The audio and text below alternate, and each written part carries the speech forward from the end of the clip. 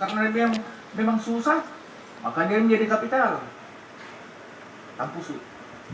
Mati cari tampusu. Karena susah.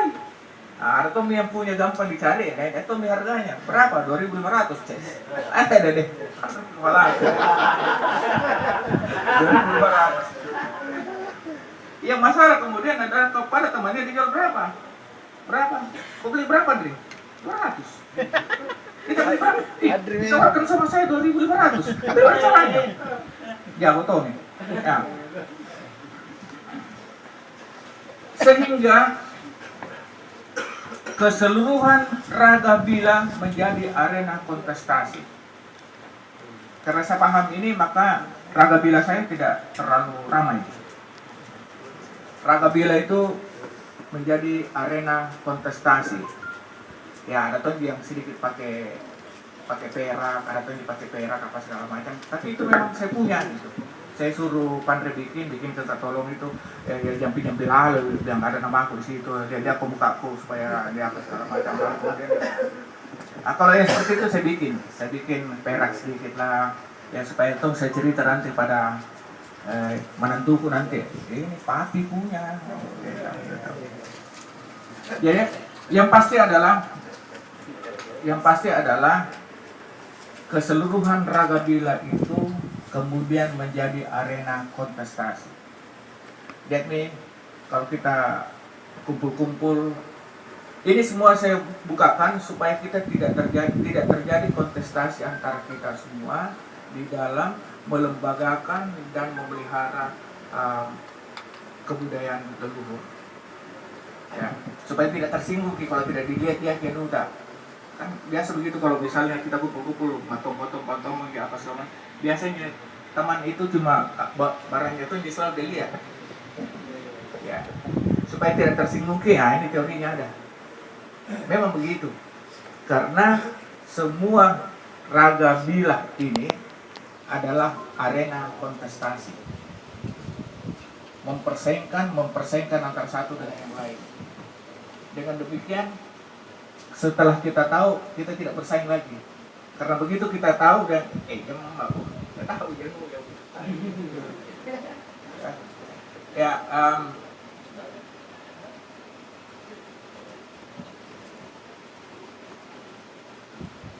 ya. Orang Bugis Makassar itu mengidentifikasi diri, bukan saya bilang, tetapi sejak Fredrisi menulis novelnya. Fredrisi sejarawan sebetulnya, tetapi menulis novel.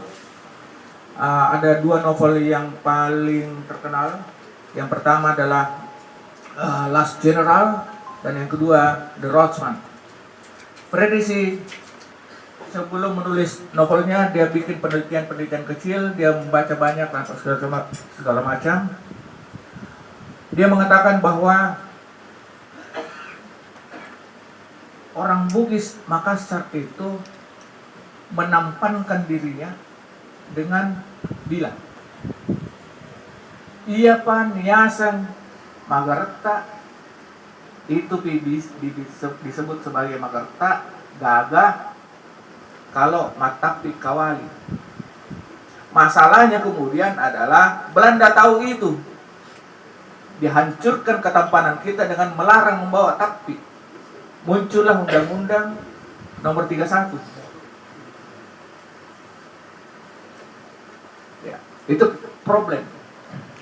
Padahal kalau kita bawa cutter dengan badi, apalagi badi lu yang tidak tajam itu, kecuali yang busuk, dibandingkan bawa cutter dengan bawa badi usuk, badi lu, tajaman mana? Tajaman cutter. Badi lu kita potong begini, kertas tidak makan. Kalau cutter belum dikasih begini, kertas robek. Tapi kenapa badi? Kenapa badi yang harus yang dilarang ditakti? Ada undang-undangnya. Cutter lebih tajam. Kok dilarang? Nah, politis sifatnya. Itu sangat politis. Fredrisi menulis bahwa Orang Bugis Makassar menganggap dirinya tampan ketika dia mata pikawai. Lalu ini kita sudah tahu semua ini, kolektor Parewa menembus batas struktur. Saya ingin jelaskan, kolektor Parewa itu bukan satu struktur saja, tapi mulai dari yang sebelah kiri sampai sebelah kanan, sebelah kiri sampai sebelah kanan, mulai dari yang sebelah bawah sampai ke sebelah atas, semua punya. Ada cerita satu, bagaimana saya menjelaskan menembus batas struktur. Saya salah seorang anggota tim ahli cagar budaya Provinsi Sumatera bagian selatan, Sumatera Selatan.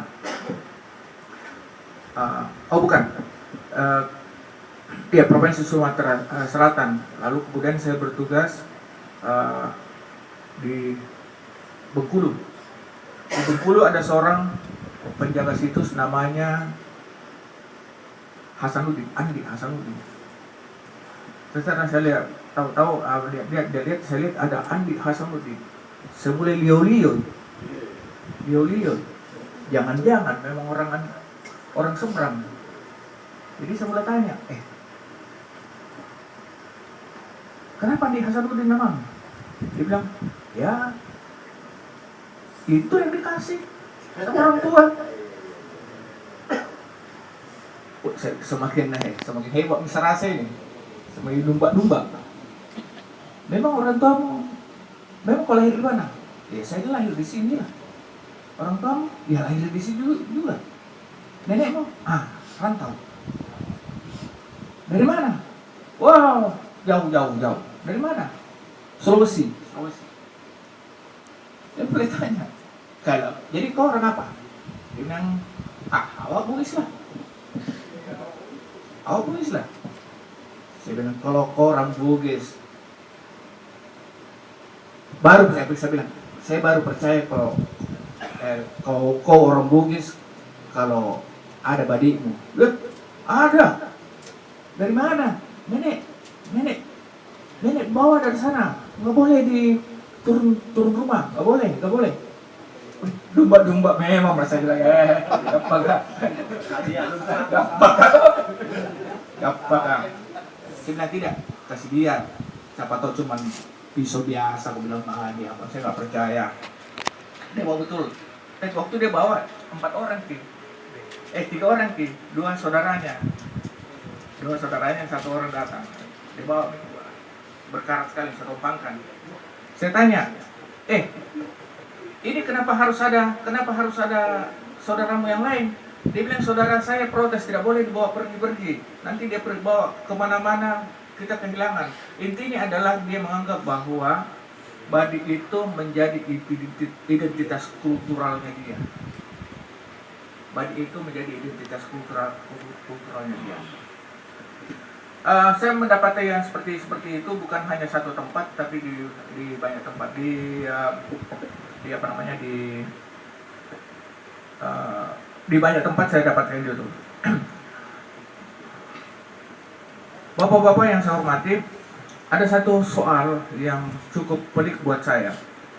Ketika saya melihat ada gambar dinding gua di Australia yang berisi atau yang mengukir atau menggambarkan badik. Selama ini kita selalu mengatakan bahwa orang Makassar lah yang datang ke sana dengan tujuan mencari teripang dan seterusnya. Pengajaran sejarah mengatakan itu pada kita. Tapi dengan gambar ini saya menjadi kurang yakin bahwa orang Makassar atau bukan Makassar sebelah sana yang pergi mencari teripang, tapi mungkin Makassar dari sini, karena gambar itu teridentifikasi sekali sebagai dek batu, dek baru atau dek batu,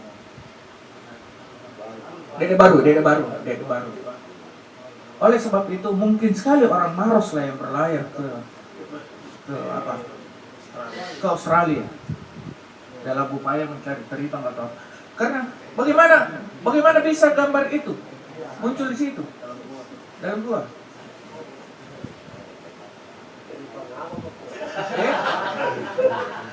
Waktu itu mungkin tidak terima begitu. Oke,